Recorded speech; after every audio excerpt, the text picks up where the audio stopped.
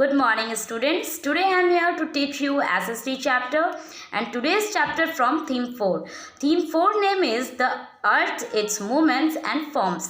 Chapter 6 is movements of the earth. So today I am going to teach you chapter 6 movements of the earth. In this chapter we are talking about earths and their movements. So focus here. And before starting this chapter, I would like to suggest you first turn out the page number 51 and then just look at here. Here is given some word and their meanings. So firstly you have to be learn these words. Then you can properly understand this chapter. Now come on the chapter. Here is it. So just look at here. Every day we notice that the sun rises in the east and sets in the west. It appears that the sun is moving continuously from east to west. In the fact, sun is stationary and the earth is moving around it. That means हम लोग प्रत्येक दिन ये देखते होंगे कि सूरज जो है वो पूरब दिशा की ओर निकलता है और पश्चिम दिशा की ओर डूबता है और वो हमेशा ही इसी दिशा की ओर निकलता और डूबता है। एक तरीके से सन जो है वो स्टेशनरी है। दैट मीन्स नॉट मूविंग, वो मूव नहीं करता। तो अर्थ जो है उसके चारों ओर मूव करता है। Just look at this picture, here is given motion of the earth. Sun is not moving here and earth is moving around the sun. Now, all the planets, including our Earth, are moving around the sun. Each planet has two motions. These are rotation and revolution. सारे planets जो हैं वो अर्थ के साथ मिलकर सन के चारों ओर क्या करते हैं, मूव करते हैं। और ये सारे प्लैनेट्स के पास दो दो मोशंस हैं, राइट। तो वो दो मोशन कौन से हो गए? These are rotation and revolution. Just look at here, motion of the earth, rotation and revolution. Now rotation and revolution are responsible for various changes on the earth's surface. In this chapter we shall discuss about the motions of the earth and their effects. Rotation और revolutions जो है उनके कारण काफ़ी सारे changes होते हैं अर्थ के सरफेस पे। तो आज हम लोग इस चैप्टर में इन्हीं मोशंस, अर्थ के इसी मोशंस और उसके इफेक्ट्स के बारे में पढ़ें। First topic is rotation of the earth. The earth spins on its axis just like a potter's wheel. This continuous spinning of the earth on its axis is called its rotation. अब earth जो है वो spin करता है, ठीक है, अपने ही axis पे। जैसे कि पॉटर का व्हील मान लेते हैं, ठीक है, तो वो स्पिन करता है कंटिन्यूसली और उसी स्पिनिंग को हम लोग क्या कहते हैं? रोटेशन कहते हैं। ये अर्थ का रोटेशन कहलाता है। Here is given some points, just look at here. Okay, the earth rotates from west to east. अर्थ क्या करता है? वेस्ट से ईस्ट की ओर रोटेट करता है। Second point is the axis is an imaginary line that passes through the center of the earth from north pole to the south pole. अब ये जो एक्सिस होता है ना, उसको हम लोग इमेजिनरी लाइन भी बोलते हैं। दैट पासेस, जो कि पास करता है किससे? अर्थ के सेंटर से, ठीक है। कहाँ से कहाँ तक? तो नॉर्थ पोल से साउथ पोल तक, ठीक है। अब here is one word is here, axis. What is the meaning of axis? वो लाइन जो नॉर्थ पोल और साउथ पोल को आपस में जोड़ती है उसे हम क्या कहते हैं? एक्सिस कहते हैं। नाउ अब here is given third number point. The axis of the earth is always tilted at an angle of 23 half degree from the vertical and 66 half degree from the plane of its orbit. अब अर्थ का जो axis है वो हमेशा क्या करता है? 23 half degree angle में वो झुकता है। कहाँ से? वर्टिकल से। और भी अपने ऑर्बिट के प्लेन से वो कितने डिग्री में झुकता है? 66 and half degree. This tilt is known as the inclination of the earth's axis. और इसी टिल्ट को हम लोग क्या कहते हैं? Inclination of the earth's axis. Now just look at here, here is given the diagram of inclination of the earth's axis. Just look at here. Here is given north pole, south pole, the plane of the earth's orbit. On the top, the vertical line from the earth's orbital plane denoted. So this is the graph of inclination of the earth's axis. Now just look at here. The next point is the circumference of the earth at the equator is nearly 40,000 km. The earth takes nearly 24 hours to complete this distance or rotation. अर्थ जो है वो करीबन 24 hours लेता है इस distance को या फिर इस रोटेशंस को कंप्लीट करने के लिए। In this way rotation is also known as the daily motion of the earth. और इसी तरीके से हम रोटेशन को क्या कह सकते हैं, हम daily motion of the earth भी इसको कह सकते हैं। Next topic, effects of the earth's rotation. First is days and nights occur due to the rotation of the earth. When the earth rotates, the part of earth sides facing the sun has day and the other part that is away from the sun has night. अब day और night जो होता है वो कैसे occur होता है, तो वो अर्थ के रोटेशन के कारण होता है। अर्थ रोटेट करता है तो डे होता है और रोटेट करता है तो वो नाइट होता है। तो किस टाइम वो डे होता है, किस टाइम वो नाइट होता है, चलिए हम यहाँ पे अभी एक्सप्लेन करते हैं इस चीज़ को। When the earth rotates, the part of the earth side facing the sun has day and the other part that is away from the sun has night. जब अर्थ रोटेट करता है तो उसका जो फ्रंट फेस होता है वो सन की तरफ होता है, तो उस टाइम वहाँ पे क्या होता है, दिन होता है। और उसका जो बैक पोर्शन होता है वो सन से दूरी पे होता है, तो वो वाले साइड पे क्या होता है, नाइट होता है। उस पोर्शन में नाइट कहलाता है। Second point is the earth's rotation is responsible for the occurrence of tides in the oceans. Earth का जो रोटेशन होता है उसी के कारण ओशन में क्या होता है, टाइड्स होता है। दैट मीन्स समुद्र में जो लहरें होती हैं वो किसके द्वारा होती है, अर्थ के रोटेशन के कारण ही होती है। अर्थ रोटेट करता है तो समुद्र में लहरें भी बनती हैं, उठती हैं, इधर उधर मूव करती हैं। Now look at here.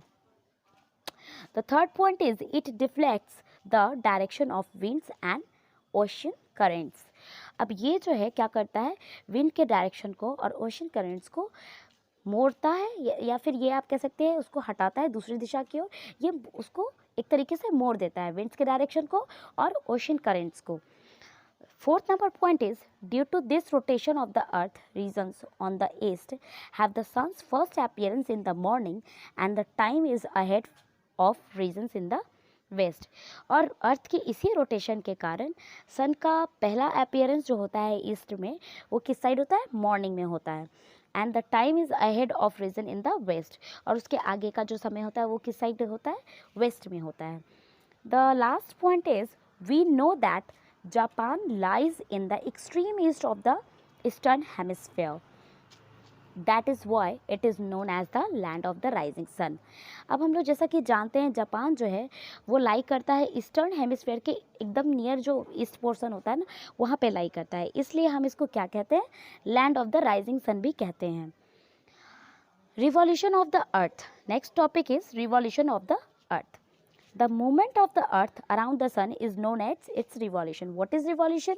तो अर्थ का जो मूवमेंट होता है सन की चारों ओर, आप इस पिक्चर में देख सकते हैं। Here is it, revolution of the earth. सन के चारों ओर जब अर्थ मूव करता है तो हम उसको क्या कहते हैं, रिवॉल्यूशन कहते हैं। Second point is the earth takes 365 days, 5 hours, 48 minutes and 45 seconds to complete one revolution. Earth जो है वन रिवॉल्यूशन को कंप्लीट करने में 365 days, 5 hours, 48 minutes and 45 seconds लेता है। Next point is from west to east the earth revolves at a speed of nearly 30 kilometre per second. अब earth जो है वो वेस्ट से ईस्ट की ओर जो रिवॉल्व करता है जिस स्पीड पे, वो करीबन कितने के नियर बाई होता है, 30 किलोमीटर पर सेकेंड के नियर बाई होता है। Now turn the page and just look at here. Next point is this is also called the annual motion of the earth, as the earth takes nearly 365 104 days to complete one revolution. We calculate 365 days in a year. So that means 365 1 by 4 days, that means here is already given 365 days, 5 hours, 48 minutes and 45 seconds. तो basically जब हम इसको calculate कर लेते हैं तो ये 365 days in a year वो लेता है, ठीक है, एक रिवॉल्यूशन को कंप्लीट करने में। The balance of nearly 6 hours is added to 1 extra day after every 4 years। अब ये जो 6 आवर्स हमारे एक्स्ट्रा निकल जा रहा है, जो कि अभी आपने देखा है यहाँ पर, 5 आवर्स 48 मिनट्स एंड 45 सेकेंड्स दिए थे, तो ये ऑलमोस्ट हमारे कितने हो गए, 6 आवर्स हो गए। अब ये 6 आवर्स को वो क्या करते हैं, वो जो होता है वो ऐड हो जाता है एक एक्स्ट्रा डे में, जो कि हर 4 साल बाद होता है, ठीक है। और ये जो एक्स्ट्रा डे होता है ये कब ऐड होता है, तो ईयर के जो फरवरी मंथ होते हैं ना, उसमें ये एक्स्ट्रा डेज ऐड हो जाते हैं। और इसी तरीके से फरवरी जो है 29 डेज़ में चेंज हो जाता है। And that year comprises 366 days, और वो ईयर हमारा क्या कहलाता है, 366 डेज़ का कहलाता है। Such year is known as a leap year, और इसी ईयर को हम लोग क्या कहते हैं, लीप ईयर कहते हैं।